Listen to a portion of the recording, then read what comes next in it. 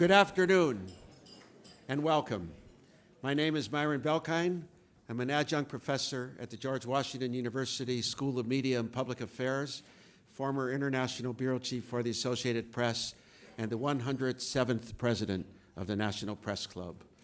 The National Press Club is the world's leading professional organization for journalists, committed to our profession's future through our programming with events such as this, while fostering a free press worldwide.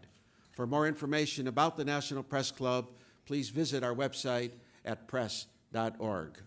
On behalf of our members worldwide, I'd like to welcome our speaker and those of you attending today's event. Our head table includes guests of our speaker, as well as working journalists who are club members. And so if you hear applause in our audience, I'd just like to note that members of the general public are attending. So it's not necessarily lack of evidence. It's not necessarily evidence of a lack of journalistic objectivity. I'd also like to welcome our C-SPAN and public radio audiences. You can follow the action on Twitter using the hashtag NPC Lunch. After our guest speech concludes, we'll have a question and answer period. I will ask as many questions as time permits. Now it's time to introduce our head table guests. I'd like each of you to stand briefly as your name is announced. From your right, Alan Schlafer, President of the Wharton School Club of DC, and thank you, Alan, for bringing in so many Wharton alumni to this luncheon today, including 4 at the head table. Herb Jackson, Washington correspondent for the Bergen Record. Shioko Goto, contributing editor for The Globalist. Matthew Hiltzik, President and CEO of Hiltzik Strategies and a guest of our speaker.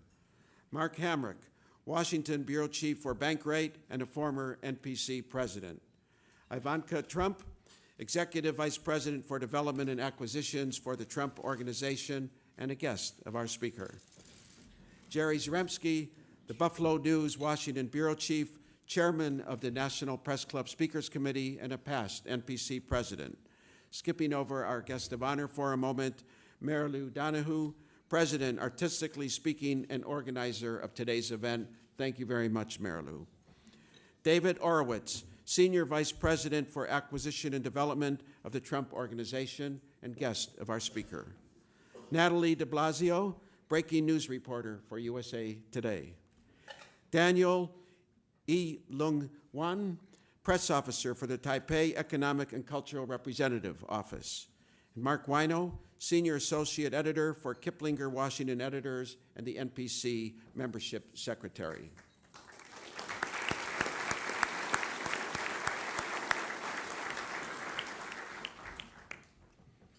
Donald Trump has become the most recognized businessman in the world. Whether in real estate, sports, or entertainment, he is a consummate deal maker. His real estate holdings span the world. Trump's latest project is a luxury hotel in the old post office building just a few blocks from here. Millions know him from his television programs, The Apprentice and Celebrity Apprentice. "You're fired" is surely one of the most quoted catchphrases of all time. He's also an author of several best-selling books, including How to Think Like a Billionaire. Donald Trump has also flirted with politics, suggesting but then dropping the idea of a presidential run in 2000 as a third-party candidate and in later years as a Republican candidate. He also considered, then dropped the idea of running for governor of New York this year. And most recently, Trump has raised the possibility that he might want to make a bid to buy the NFL's Buffalo Bills. Through it all, Trump has been a careful manager of his own brand. He's been highly successful in business, in part because he has made managing that brand central to his strategy. Self-branding is a concept journalists never considered a few decades ago. Today, though, many journalists make an attempt to heed the advice Trump outlined in a 2008 book chapter, and I quote, "You are literally your own brand, whether you have a business or not. If you are serious about what you are doing, taking responsibility for building your own brand, that starts now." Trump is here today to tell us about building the Trump brand. And let me say, Mr. Trump, your brand, I'm convinced, helped generate a sellout crowd today in the ballroom of the National Press Club, including people standing in the balcony, and we did so in a matter of days. Ladies and gentlemen, please join me in welcoming to the National Press Club, Mr. Donald Trump. Thank you, Myron. Thank you. Thank you, Myron. Well, thank you very much, Rep. This is a great group. Thank you, Myron. So if it sold out so fast, the first question I asked Myron today is, why didn't you raise the ticket prices? You could have made some money. And that's all branding. $25, it's so cheap, Myron. But he said it's the same whether it doesn't sell at all or whether it sells out like crazy. So I think they're going to revisit that. Are you going to revisit that, Myron? You're thinking about it. All right. It's an honor to be with you. I will tell you this, that our country, which I love very dearly, is in serious trouble. But the old post office building right down the road on Pennsylvania Avenue is not. It is going to be spectacular. We are building something that's going to be amazing. We're going to be spending more than $200 million. And when it's completed in a very short period of time, probably about 18 months, it'll be one of the great hotels of the world, and you'll have it right here in Washington, and it's going to be really something. We're building projects all over the world. Doral, you know about Doral in Miami, and that was sort of another thing. We love to buy and fix and make them great, and we like to get the right ones. And Doral is 800 acres right smack in the middle of Miami, right next to the airport. Tiger Woods won the tournament a year ago, and he was there again this year. Hurt his back, unfortunately, but he will be back, I hope. Tiger will be back, but we've had tremendous success with Doral, and we've rebuilt it, and it's been an incredible thing. And I just got back from Dubai, and it was sort of interesting. We were in the Middle East, and somebody said, a very wealthy person over there was smelling the air, and you could sort of smell it. Had a little sense of like a gasoline smell or an oil smell, and he said, "Oh, Donald, I love that smell. It means money." Now, in this country, you're not allowed to have that because the environmentalists don't let you have it. And I, by the way, happen to be, in my own way, an environmentalist. I've gotten many, many awards, but we can't go to the extent where the country suffers, and the country is suffering very greatly. So we build all over the world. We get to know people all over the world, and we have a lot of fun. We have a lot of fun doing it. When I spoke with the National Press Club, they asked me would I speak about branding and talking about branding and what makes branding so special and so important. And there are a lot of things. And it started with me very early on just by having success. You know, when you're successful, that sort of creates a little bit of a brand. And then I did a number of buildings. I started in Brooklyn with my father, Brooklyn and Queens. And we had some good successes, and I had some good successes. It's a little bit in sports, like if you sink that first three-footer in golf, you have confidence for the rest of the round. Or if you get a home run when you're at bat, you have confidence. Well, when you have early success, it gives you confidence. And I had a lot of early success. I had a wonderful mentor, wonderful father, Fred Trump, who loved Brooklyn real estate. He loved Brooklyn. And he spent a lot of his time there, never wanted to come into Manhattan. And he just loved Queens and Brooklyn because that's what he knew. And he was good at it. And I learned negotiation from him. And I learned contractors and how they can just rip you off if you don't know what you're doing. And there is nobody smarter than a contractor who can't read or write. They're smarter than Wharton. They're smarter than Harvard. I shouldn't say that to the Wharton Club, but they are. These are geniuses. And you can imagine what's going on because you see what's going on in the country. I hear that the website for Obamacare is up to $5 billion for a website. Now, I do websites, and they cost $3. You hire some guy or some woman. They can be young, they can be old. You know, I got in trouble. I said, you hire some young guy. And they said, oh, well, what about older people? You can't hire. I said, so you can hire anybody to do a website. And you know what? I have some of the best websites in the world. You can look at every one of my projects as a website. Some are very complex, and they cost us peanuts if you know what you're doing. So we're up to almost $5 billion, and it's really, you know, obviously, it's a very, very sad thing. So in terms of branding, you have success, whether it's Doral, whether it's OPO, whether it's many, many jobs that I built. But what happened about 20 years ago, I built a building, 5th Avenue and 57th Street. It's called Trump Tower, and it's been tremendously successful right next to Tiffany. And I bought the air rights over Tiffany. And in buying the air rights, I had the right to call it Tiffany Tower. And that was really pretty much, probably 25 years ago. That was before people knew about Trump so much. I was doing really well, and real estate guys knew, but the world didn't know too much about Trump. And perhaps it was a better place if you think about it.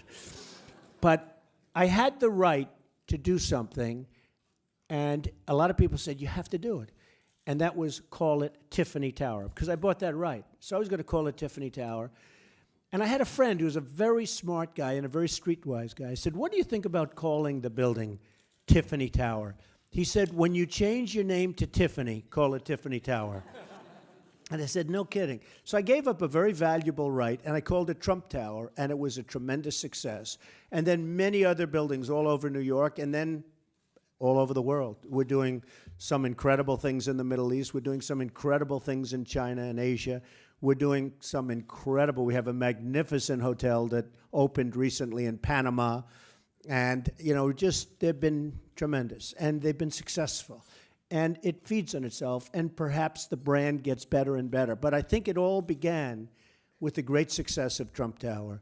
Best location in New York, most visible building, the highest rate retail space anywhere in the world. Gucci is there as my primary tenant, and nowhere in the world you get rents like you get on that one block.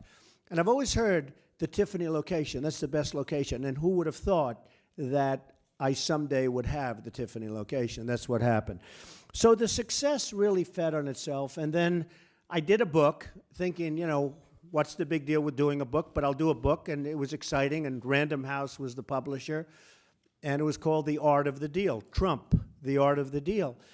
And it became the #1 best-selling book on the New York Times list and every list for many, many months and almost a full year. And I remember on the fictional side, it was Bonfire of the Vanities and Us. These were the two books the whole year. Trump, The Art of the Deal, and Bonfire of the Vanities on fiction. And it was just a great honor. And it had a lot to do. It was a great thing to have a #1 selling book. And it turned out to be probably, according to everybody's count, the biggest selling business book of all time. There's never been a business book that sold like Trump, The Art of the Deal. So it was such a great honor. So that's branding. And then I had The Apprentice. Now, The Apprentice was really interesting because Mark Burnett, who was hot at the time, young, smart, and he was renting the Woolman skating rink, which you know. The city took 8 years. They couldn't get it open. I took it over. I got it open in 3 months for a fraction of the cost. You know, that was a pretty well-known thing. That was pretty well-known. It tells you about government. And I'm talking about all government, but that was a disaster. The rink just wouldn't open. And my daughter here, who's so wonderful, I wanted her, she was a little girl, I wanted her to go ice skating. Ivanka, she's here with us today. And you know, she kept saying, Daddy, do you think I'll ever be able to go ice skating? Because they're building a rink, 8.5 years. So I went to see Ed Koch, who was the mayor. I said, do me a favor. Can I build it for you, please? I'd go down there and watch, and they'd have 3 or 4, you know, it's a massive space. And they'd have 300 or 400 people sitting in the rink doing nothing for years. So I said, let me take it over. I took it over. It's a very interesting story about the Woolman rink. So when the city designed it, they went to a refrigeration company from Miami. Now, who wants refrigerate? They hired a refrigerator, and they do refrigerators, but they don't do ice skating rinks. So they recommended a what's called Freon. It's a gas that goes through a copper pipe.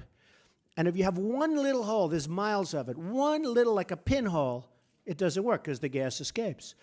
So they couldn't get it to make the ice because they'd have a pinhole. And besides that, everybody would steal it. You know, they'd put this beautiful copper piping down, and the tubing would be all over the rink, and they'd go back the next day, and it was gone. People were stealing it. Okay. So it wasn't working. They actually poured it down, and then finally they poured, and it never worked because there were like 4,000 little holes all over the place. Okay. So what did I do? The first thing I did is say, well, wait a minute, we got to make it, and there must be something wrong. So I sent up to the Montreal Canadiens. Now, that's a good one. If you want to make ice, you call the Canadians, right?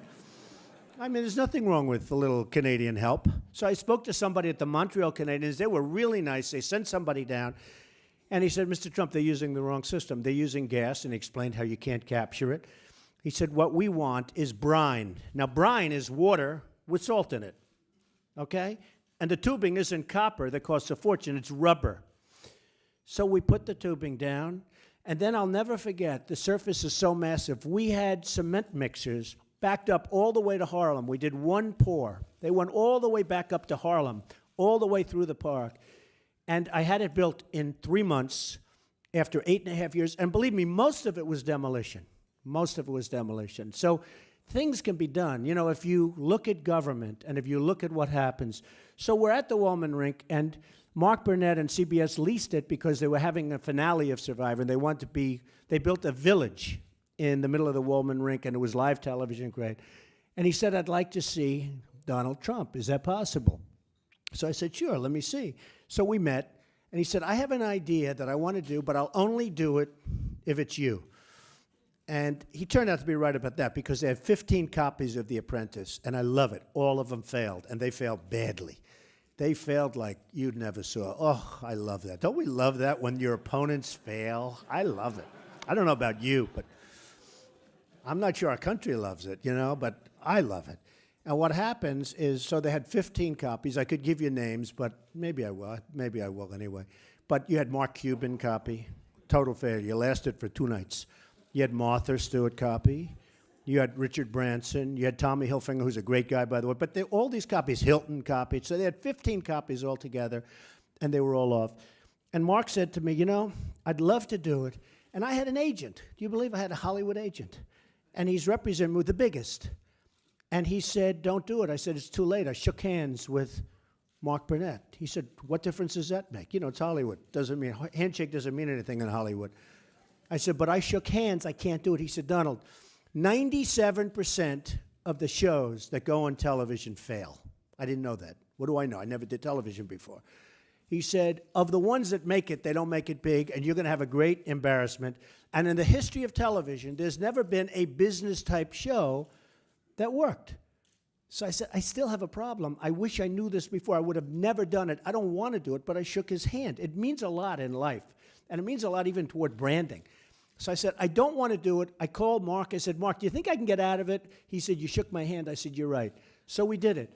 So the show opens, and it opened at number 10, which is massive. When you're number 10, that's a big show. So it opens at number 10. It goes down to number 8. It then goes down to number 5 in 3 weeks.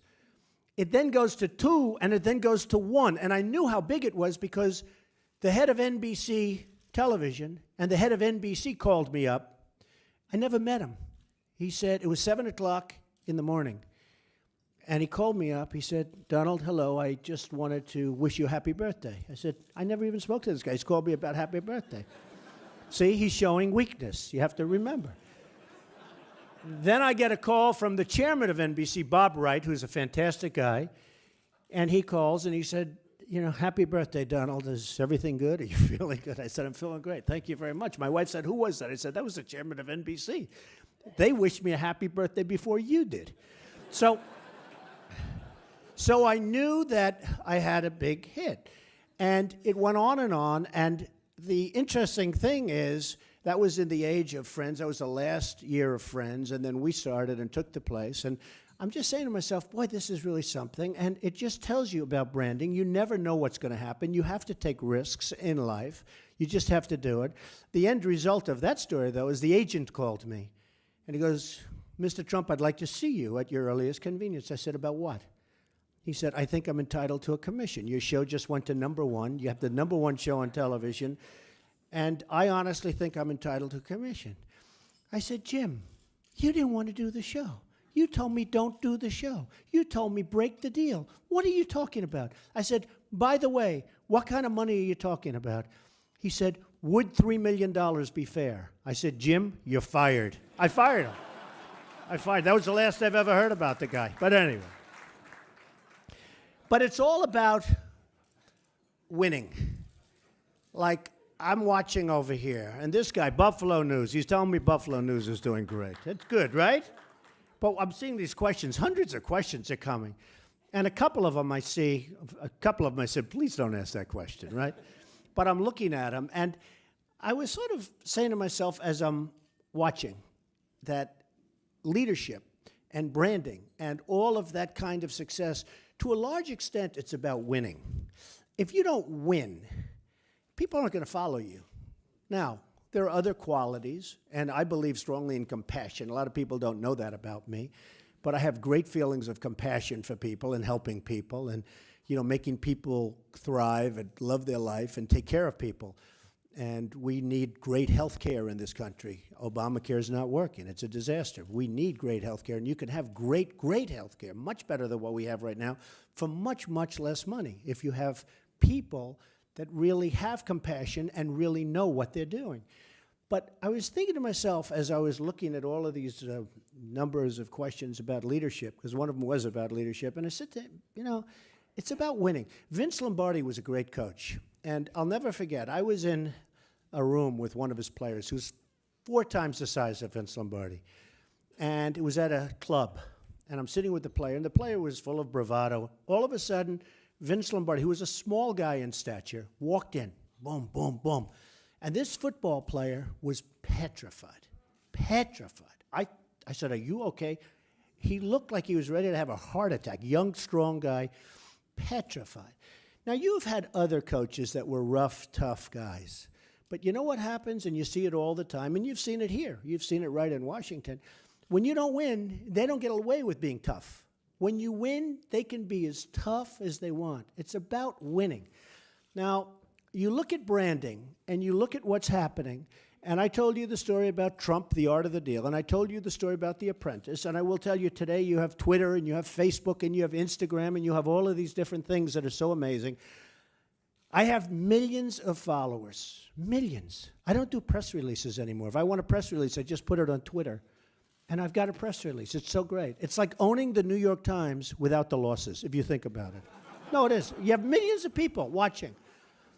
And if I want to say something, I just put it out, and all of a sudden I'm reading stories about it the next day. It's really fantastic. I mean, I love it, frankly. I sit there at 3 o'clock in the morning, ding, ding, ding, ding. Our country is going to hell. We must stop it. We need leadership. I keep saying the same thing. Nobody's listening. But it's largely true. So you look at the United States, and let's look at branding. We haven't had a success in years. Where have we had a success? I mean, I wrote down just a few things coming down. We have nothing. The VA, the Veterans Administration, catastrophic. Benghazi, catastrophic. Russia, I mean, Putin has an 80% popularity in this country, where I thought they didn't even like him a year ago. But he's so outsmarting the United States that all of a sudden the people in Russia like him. And you have us, we're fighting, and another country wants to come in and join. They love Russia. They say, now we send in our pollsters, we say that's not, well, guess what? They want to form with Russia. How the hell are we involved? Okay, we're involved in all of this. Isn't Europe supposed to be involved in this? They don't want to get involved because they don't want to anger Russia. So we get it. And why? Why is it us? But then you have China.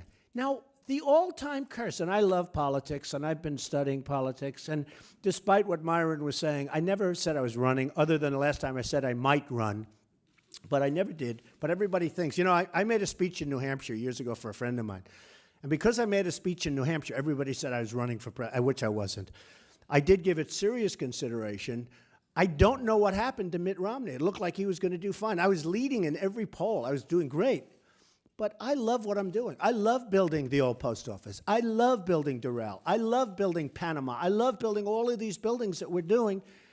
I just love it. I love what I'm doing. It's why I do it well. I tell that to people. They say, what's the secret to success? I said, you got to love what you're doing. I love what I'm doing.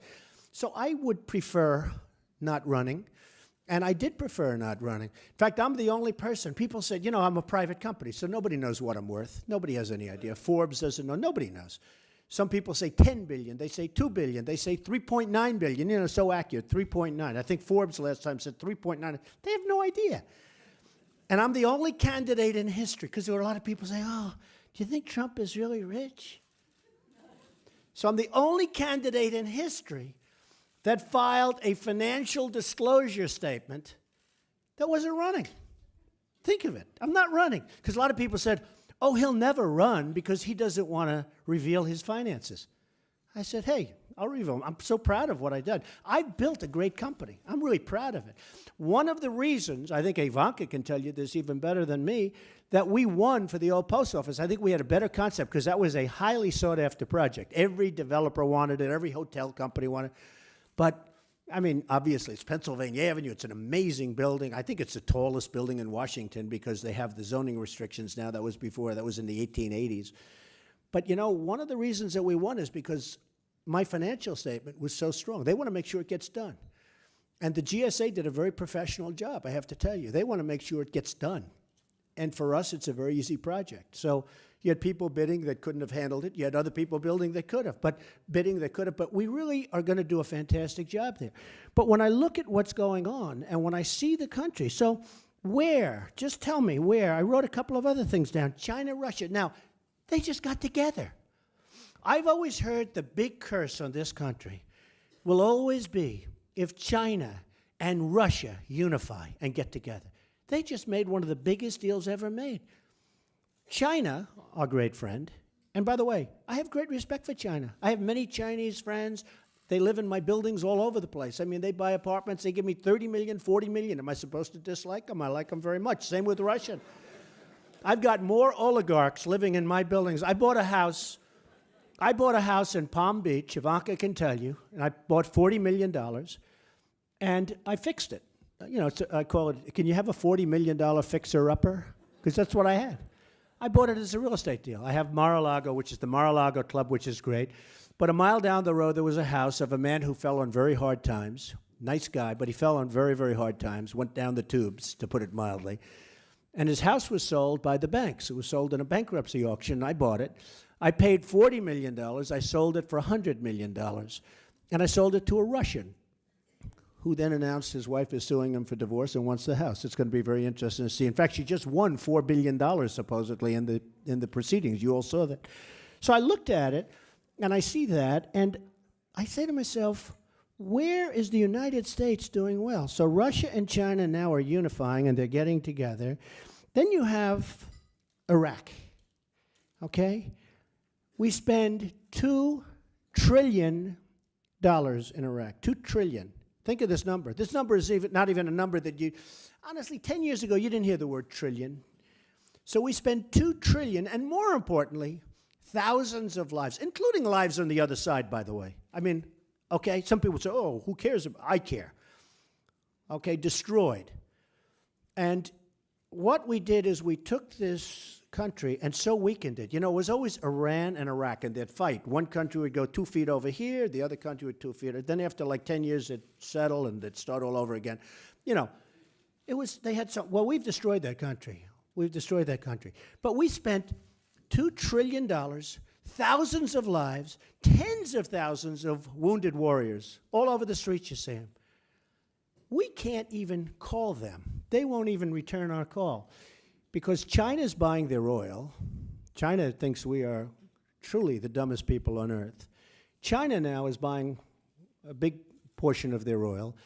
They're being controlled by Iran, which I said a long time ago. And then when I made the statement, because it looked to me like it was going down the tubes, why don't we take their oil? You know, we are at war. People said, what a terrible thing to say. Now you call Iraq, they won't even take our phone call. Think of it. They won't even take our call. Now, an interesting thing happened in Afghanistan. Nobody knew that Afghanistan has tremendous minerals and tremendous wealth in minerals. I ever thought this was a country that didn't have that, but they have tremendous wealth in minerals. Well, we're fighting over here, and on the other side of the mountain, China is brilliantly, I don't say negatively, they're smart. They're brilliantly taking all the minerals. So we're fighting here, big mountains. We're fighting here. China's taking the minerals on the other side. And I say to myself, how is it possible that we can be so stupid? An interesting thing happened the other day. I'm reading the front page of the New York Times, #1 story, #1 column, that we can't make a deal with Japan for agriculture. Now think of this. We can't make a deal. Japan will not allow our farmers to put food and sell food in Japan. Hey, I like the Japanese too. I like everybody that buys apartments from Trump, okay? Very interested, but I do. But I respect them. I respect people. You know, the fact that their leaders are much smarter than our leaders, that doesn't make me dislike them. It makes me respect them. So I'm reading this article, that Japan won't let us even think about putting our food in Japan. And then I'm looking at boats with millions of cars pouring into this country, tax-free, made in Japan, and I'm saying, who are our negotiators? I mean, if I was negotiating, I'd say, fellas, you're going to take our food and you're going to love it. You're going to love our food. I mean, the food is peanuts compared to what we're talking about, peanuts. So you say to yourself, how is it possible that Japan would have the nerve to say, we're not going to take small potatoes, some farming goods from the United States farmers. It's great product. Everybody admits that. It's not like it's tainted or problems. It's great product, better than what they can do. So they say, we're not taking your product, but by the way, we're selling you millions of cars. Look at the size of these massive car companies. And it's because of the United States. No tax, tax-free. So all you'd have to do if you're sitting down, I guarantee you this, if I was the negotiator for that deal, you'd have so much food pouring into Japan right now, they wouldn't know what to do with it. They wouldn't know what to do with it. So I say to myself, why aren't we smart? We used to be brilliant. We used to be a brilliant country. We're not a brilliant country anymore. We're a foolish country. We're a dumb country. We have leadership that is either something wrong with them, or they're not intelligent, or there's something wrong. Maybe it's lobbyists. You know, I hear the lobbyists are so powerful in Washington. Maybe it's lobbyists. Maybe you have to do something about that, because maybe Japan and maybe the Middle Eastern states. I mean, look at this. I heard a number today that since 1931, we have more oil reserves in this country in terms of storage reserves than we've had since 1931. Think of that. And yet the price is at an all-time high. Now, I went to Wharton, greatest business school in the world, okay? Did I say a good thing? Yes? The Wharton Club, which is a great club. But I went to Wharton, and I will tell you that the very basics of that are that prices come tumbling down. So here we have, and we're buying from OPEC, and we're buying from Saudi Arabia, also great relationships with the people in Saudi Arabia. They cannot believe, by the way, because they're friends of mine, they can't believe how stupid we are. They tell me, hey, Donald, we're getting away with it. What are you? I say, you're right. Saudi Arabia is making, think of this, $1 billion a day. $1 billion a day. So much money, what they're doing there is unbelievable. You look at our airports. You look at your airport here. You look at your airport LaGuardia and Kennedy and Newark and LAX and Los Angeles. They're like third world country airports, falling apart. They have terrazzo floors inside that are so old, and when they fix them, they don't fix them with terrazzo, which would be terrible. You should rip them out, put down a new floor, right? They fix them with asphalt. So you walk in, you got terrazzo that's really tired in the main terminal. And then they put black asphalt from a road, an exterior road. And this is our roads are falling apart. Our bridges are falling apart. In China, they're building 24 bridges, most of which are bigger than the George Washington Bridge. I mean, just massive bridges, massive construction. They're taking our jobs. And we don't even know it. Then the president of China comes over, and we have a state dinner for him, honoring him. What a wonderful guy. And he's laughing all the way back to China. So it's all branding. But when you look at the things that are going on, now in Afghanistan, we're spending tremendous amounts of money. And President Karzai, as you know, our president flew into Afghanistan. And President Karzai, who's getting sacks and sacks of cash, you know, they're getting $50 million in cash. And this is, I mean, green. And I want to know, who is the soldier that's delivering the cash? That's what I want to know. Can you imagine? Do you trust somebody to hand? They're carrying satchels of cash because they're paying off the tribal leaders and the warlords. And it's incredible. $50 million. I want to know, who are these people that are doing this? But Karzai said, I won't meet with the president, and I won't meet him at the plane. So you have the president of the country who spent, I guess we're close to $1 trillion there also, lands. And the president doesn't have the decency to come and pay his respects, even to just shake his hand. And I say to myself, that's very bad branding, because when you get right down to it, that's what we're talking about. That's pretty bad. It's pretty sad. So you look at Libya, you look at Syria, The line in the sand. Remember the famous line in the sand? And then nothing was done. Not that it should be done, and not that we should be involved, because we shouldn't be involved. But you don't say, we're going to do this or we're going to do that, and don't do, and then they do it, and then you don't follow up. And by the way, I don't want them to follow up, but you should have never made the statement. So we are in very, very serious trouble.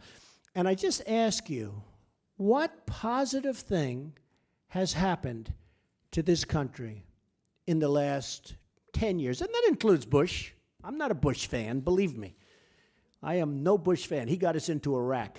I think Obama should have gotten us out a lot faster, but Bush got us into Iraq. I am no Bush fan, and anybody that knows me knows that. But what's happened good? I mean, can we say that the economy's booming? No. Can we say unemployment? I mean, unemployment's a totally phony number. Massive unemployment all over the place. If you stop looking for a job, they take you off the unemployment rolls like you've got the job. We have massive unemployment. We don't make our products anymore. They're made mostly in China and other countries. Mexico is doing phenomenally well. Phenomenally. That's going to be the new China as far as making products. Look what's going on in Mexico. And you say to yourself, isn't that sad? Isn't that a shame? Now, the good news is we have tremendous potential, tremendous potential. We have power over China that you wouldn't believe.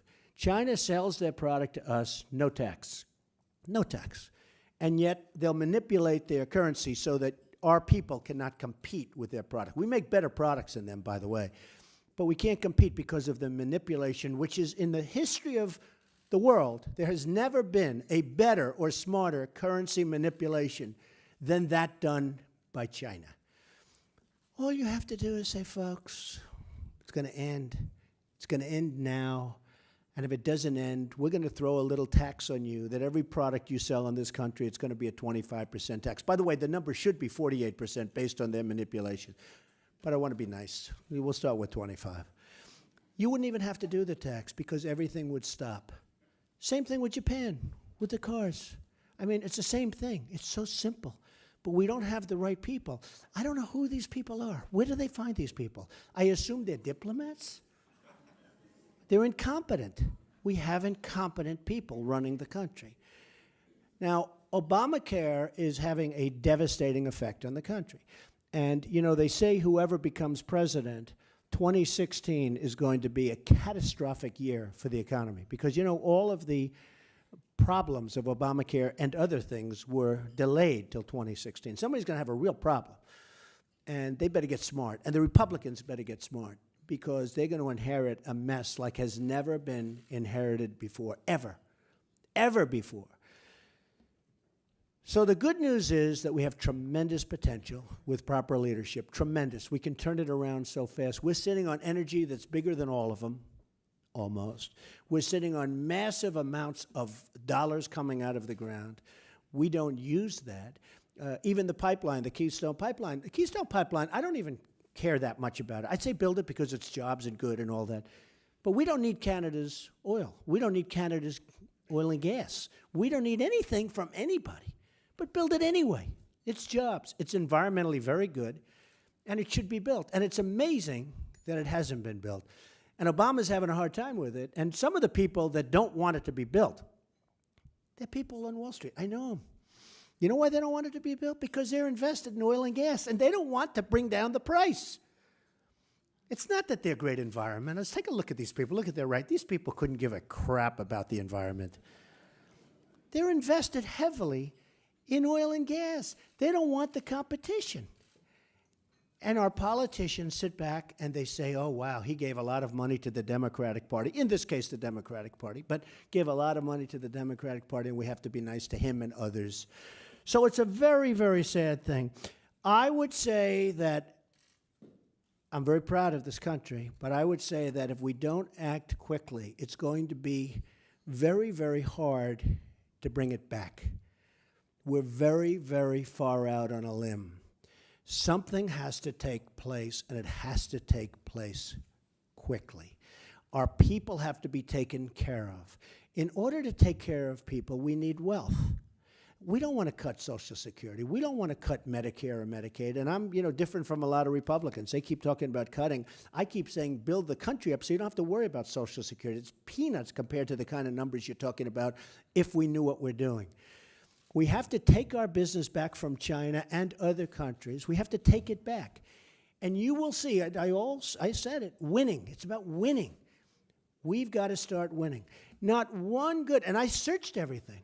We haven't had one good story about this country being great for years. And it's about time that we started getting the good stories. And we can do it, but you need proper leadership. And with that, I will take some of these killer questions that I've been viewing, and let's go. Go ahead, Myron. Thank you. Thank you very much. Yeah. I already had one note saying, why are we showing Mr. Trump the questions in advance? We don't show Mr. Trump the questions in advance. He was sitting next to our chair of the Speakers Committee, Jerry Zremski, who was trying to organize the cards. So we'll ask the questions, and I know that Mr. Trump can't wait to answer them. Let's go right into politics. You have flirted, I think that's the right word, you have flirted several times with a possible run for the presidency. Why have you never run? Well, I didn't flirt. People were asking me to run. They wanted me to run for a lot of things, including governor. I said no, no, no, and I kept saying no, no, no. They wanted me to run for governor of New York. I never wanted to do it. I said it would, and finally I just said I'm not doing it. But I didn't flirt. People wanted me to run. We're going to see what happens in 2016. We're going to see what happens. I want to see what's going on. This country is in serious trouble, and I'm going to see what's going on. But I didn't flirt. And I think I probably, during the speech, cleared it up pretty much. I love what I'm doing. I would rather do what I'm doing than do that.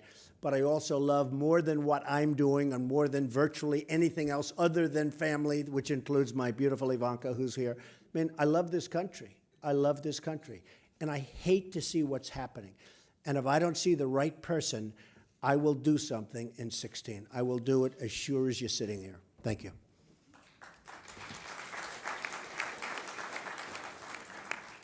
Do you think Chris Christie is too damaged to be a viable presidential candidate in 2016? And if not, who is the best GOP candidate at this stage?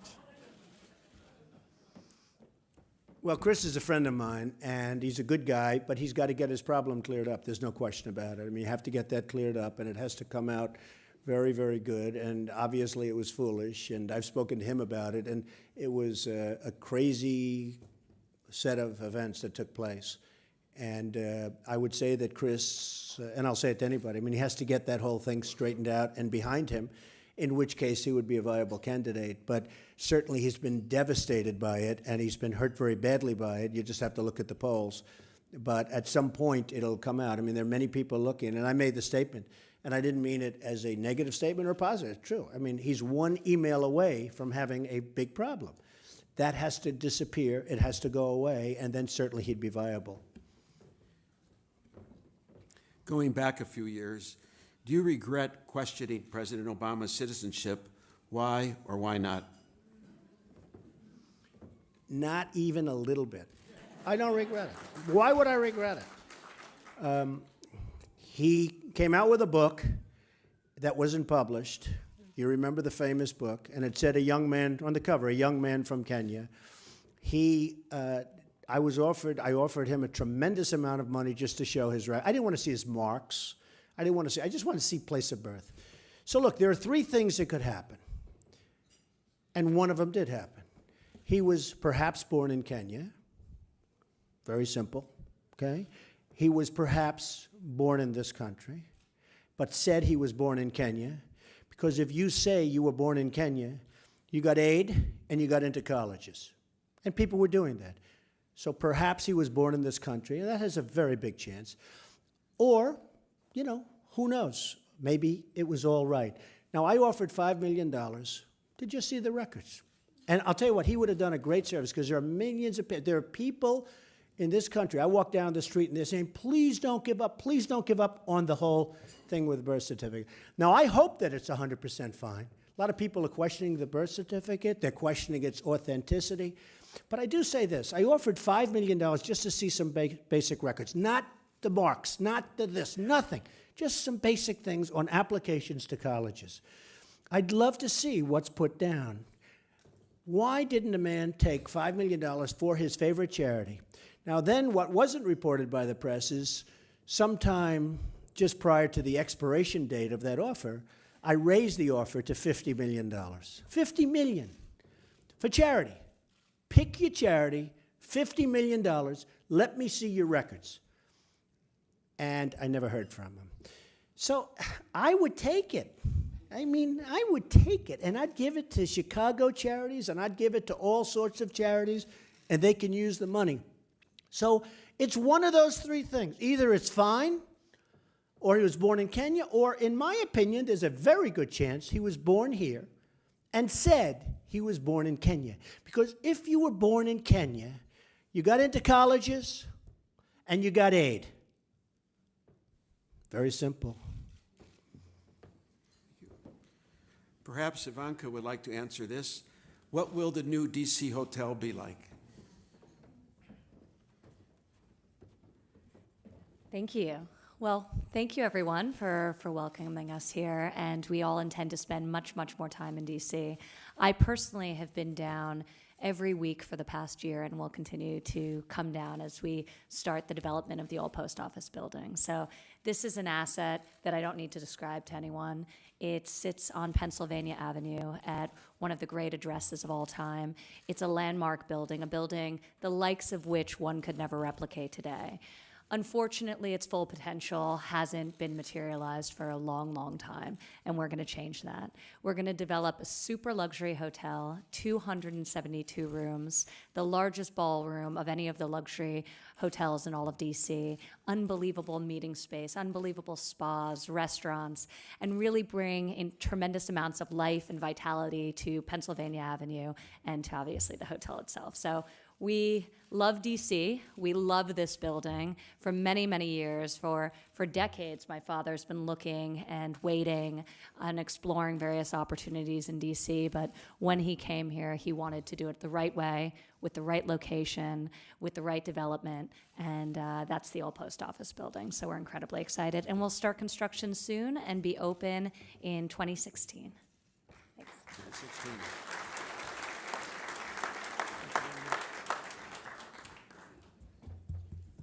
2016, in time for the next inauguration.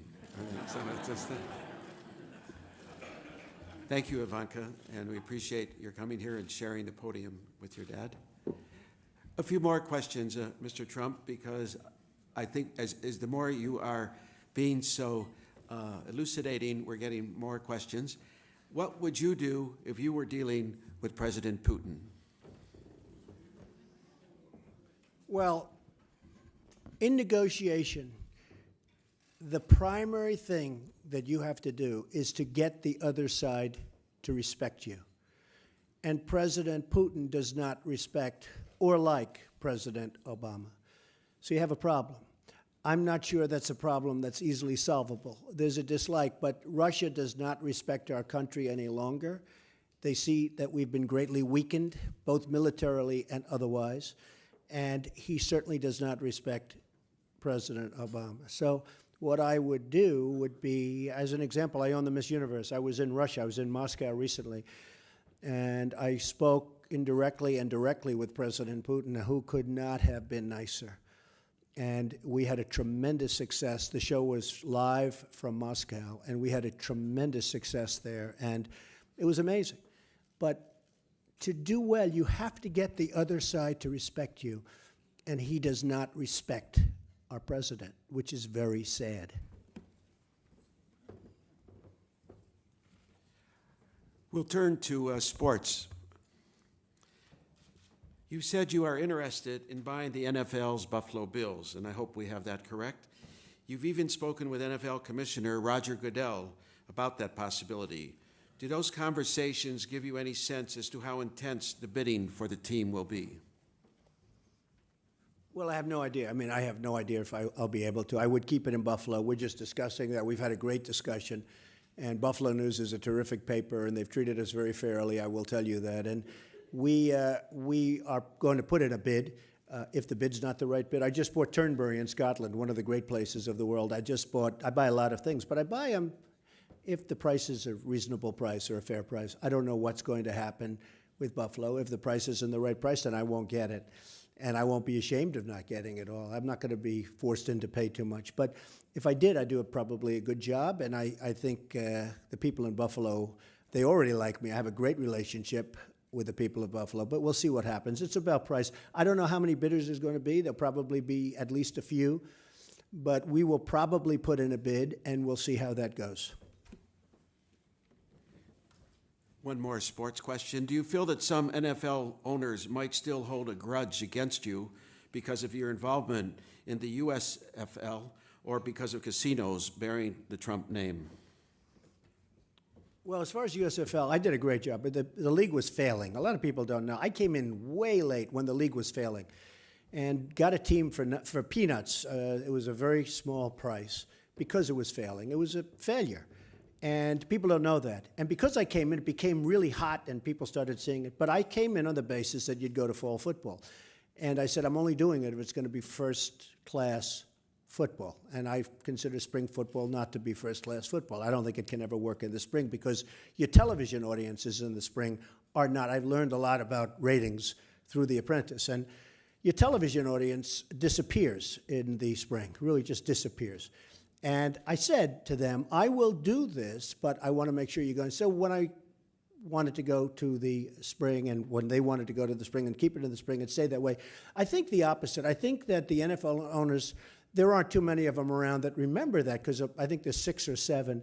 But I think they gained a lot of respect for me. I actually think I've been told by a couple of them that it was amazing the job I did. Remember I got Lawrence Taylor and then sold him back to the NFL? I got Lawrence to sign a contract, who's one of the great linebackers of all time, and I sold him back to the NFL. I actually think they respect what I did, and I think they respect it a lot. So I don't see that as a problem. As far as the casino business, we got out of Atlantic City about 5 years ago. We sold. Our timing was good. Atlantic City's having some tough times right now, but our timing was very good. And essentially, I'm not too much in the gaming. Now, would I go in it later on? Yes, but if I did an NFL team, I wouldn't. Do you ever worry about your brand becoming damaged? What could damage it? I don't worry about it. I mean, if it happens, it happens. It's sort of interesting. I always fight, though. You know, it's the beautiful thing, and again, we'll go back to Twitter and Facebook and Instagram. Somebody says something about me that's false, I will hit them hard. And a lot of times they disappear. It's amazing. I mean, I'll have these wise guy reporters, you know, probably members of the National Press Club, but some of these real wise guys. Like they always say, oh, but Trump filed for bankruptcy. Well, excuse me, Buffett's used bankruptcy. Kravis has used bankruptcy. Carl Icahn with TWA, he used bankruptcy. It's a tool. It's just a tool. But when I use it, I buy a company, I throw it into a chapter. I then negotiate the hell out of loans and all the problems they have. It comes out, it's good company, and they say, Trump files bankruptcy. They don't say that with these other guys. So I let people know it's not right what you're saying. They attack my hair. My hair, it's mine. Come here. Would anybody like to inspect? Is there a nice woman that would like to inspect it in the audience? No, I mean, it's actually my hair. They say, you wear the worst hairpiece I've ever seen. What a horrible wig. So I put on Twitter, I don't wear. But of course, you know, it's funny, when people don't want to, when they want to keep going, they just keep going. But I like to defend myself. And the beautiful thing about the new media is that you actually can. I mean, if you have enough followers, and I certainly have a lot of them, many, many millions, and you can sort of protect. It's interesting. Sometimes I'll be attacked, and then I'll attack back really viciously. I never hear from that person again, especially if it's a famous person. If it's not a famous person, they continue because what do they have to lose? But I was attacked like by Cher. She didn't like my politics. And I hit her so hard, she still doesn't know what happened. It's the last I've heard of her. I don't know. Like Rosie O'Donnell has gone around saying, the worst thing I ever did was to attack Donald Trump. She attacked me. I had a young woman at Miss USA, lovely young woman. She had an alcohol and a drug problem. She was going to be fired from Miss USA. They came into my office to get the final blessing. There was a news conference downstairs which was packed because it was a big event, actually.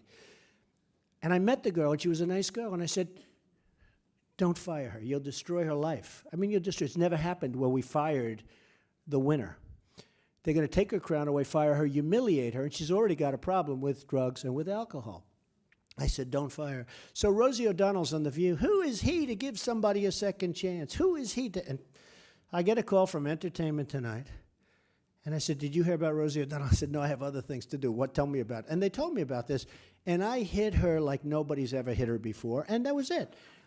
And she goes around telling people that was a mistake that she made. But you know, when somebody attacks you, attack them back. Stop it. Get it stopped. It's so important. In my opinion, it's so important. So that's the way it is. Go ahead. Next question. A personal question. A personal question, Mr. Trump. What do you do for relaxation? I build buildings. It's true.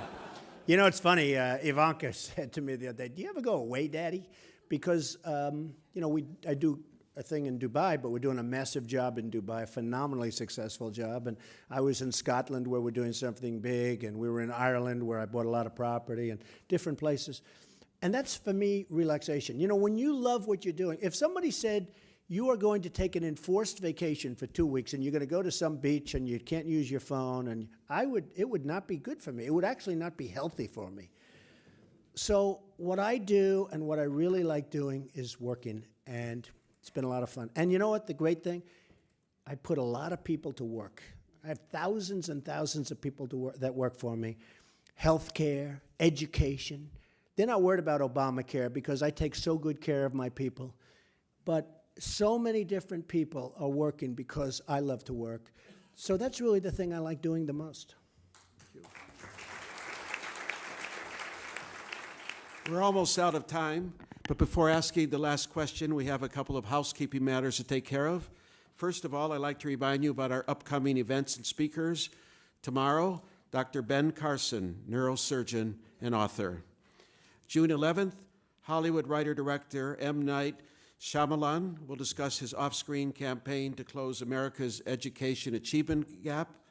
We'll have some other ones before August 1st, but let me tell you that we've just finalized on August 1, the President of the Republic of Congo, Denis Sassou Nguesso, will discuss peace, security, and stability of the Central African region and oil investments in the country. Next, I want to have, for the first time that I can recall, a double presentation of our brand, the National Press Club mug, to Ivanka and Donald Trump.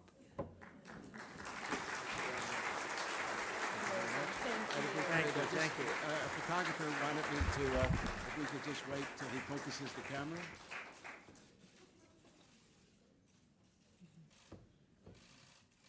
I think, hopefully that's enough. Thank you so much. I'll just do the, how about a round of applause for our speaker and Ivanka. Thank you all for coming today. I'd also like to thank National Press Club staff. Yes, we'll ask the last question. And Jerry always reminds me of that because I skip over the script. I want to finish with the last question. But I'd like to thank National Press Club staff, including its Journalism Institute and Broadcast Center, for organizing today's event. For our last question, and we have 2 minutes, but you can make it short, or you can take the full 2 minutes. If you had the power to fire one person on the planet, who would it be and why?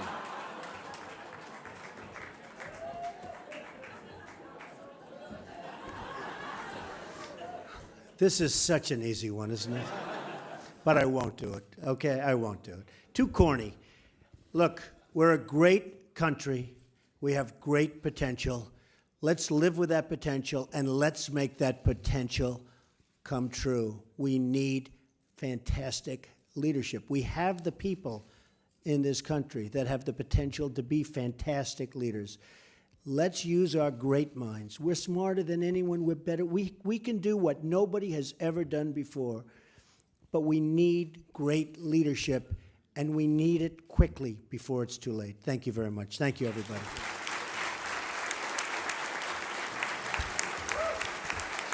If you'd like to get a copy,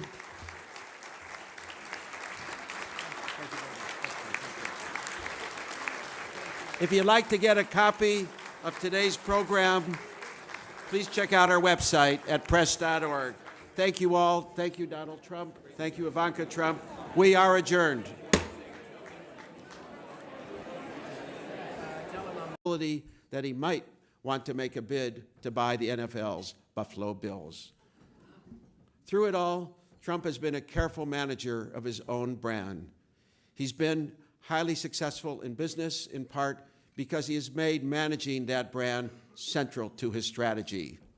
Self-branding is a concept journalists never considered a few decades ago. Today, though, many journalists make an attempt to heed the advice Trump outlined in a 2008 book chapter, and I quote, "You are literally your own brand, whether you have a business or not.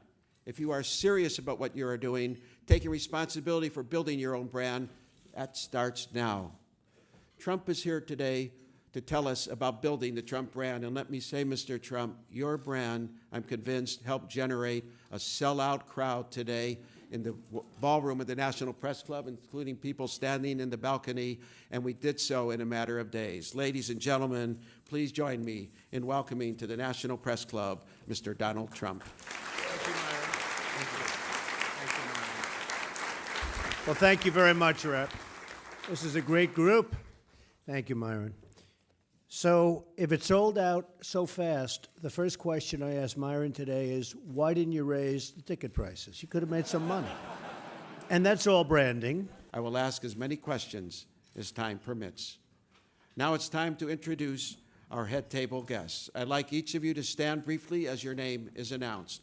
From your right, Alan Schlafer, president of the Wharton School Club of DC, and thank you, Alan, for bringing in so many Wharton alumni to this luncheon today, including 4 at the head table. Herb Jackson, Washington correspondent for the Bergen Record. Shioko Goto, contributing editor for The Globalist. Matthew Hiltzik, president and CEO of Hiltzik Strategies and a guest of our speaker. Mark Hamrick, Washington bureau chief for Bankrate and a former NPC president. Ivanka Trump, Executive Vice President for Development and Acquisitions for the Trump Organization and a guest of our speaker. Jerry Zaremski, the Buffalo News Washington Bureau Chief, Chairman of the National Press Club Speakers Committee, and a past NPC President. Skipping over our guest of honor for a moment, Marilou Donahue, President, artistically speaking, and organizer of today's event. Thank you very much, Marilou. David Orowitz, Senior Vice President for Acquisition and Development of the Trump Organization and guest of our speaker. Natalie de Blasio, breaking news reporter for USA Today. Daniel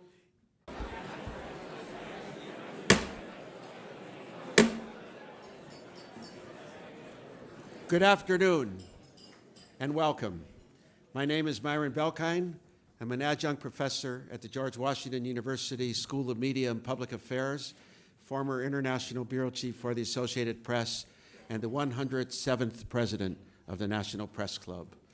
The National Press Club is the world's leading professional organization for journalists, committed to our profession's future through our programming with events such as this, while fostering a free press worldwide. For more information about the National Press Club, please visit our website at press.org. On behalf of our members worldwide, I'd like to welcome our speaker and those of you attending today's event. Our head table includes guests of our speaker, as well as working journalists who are club members.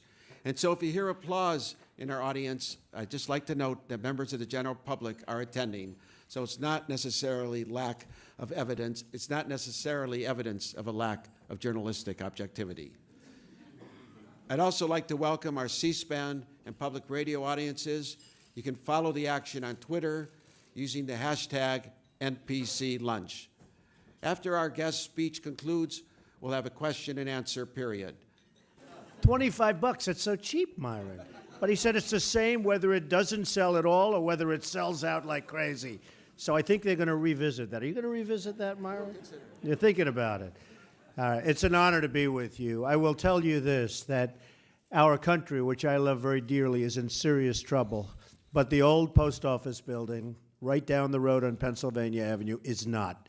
it is going to be spectacular. We are building something that's going to be amazing. We're going to be spending more than $200 million. And when it's completed in a very short period of time, probably about 18 months, it'll be one of the great hotels of the world, and you'll have it right here in Washington, and it's going to be really something.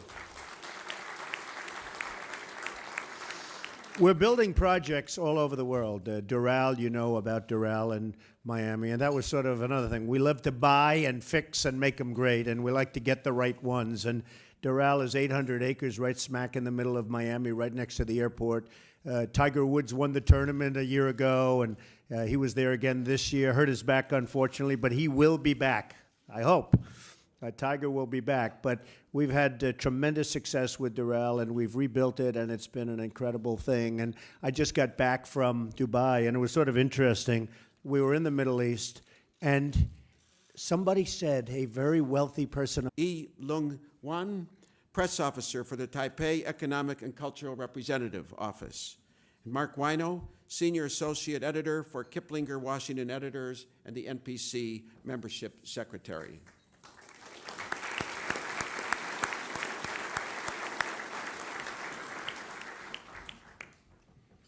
Donald Trump has become the most recognized businessman in the world.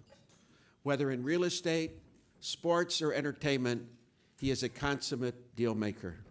His real estate holdings span the world. Trump's latest project is a luxury hotel in the old post office building just a few blocks from here. Millions know him from his television programs, The Apprentice and Celebrity Apprentice. "You're fired" is surely one of the most quoted catchphrases of all time. He's also an author of several best-selling books, including How to Think Like a Billionaire. Donald Trump has also flirted with politics, suggesting but then dropping the idea of a presidential run in 2000 as a third-party candidate and in later years as a Republican candidate. He also considered, then dropped the idea of running for governor of New York this year. And most recently, Trump has raised the possibility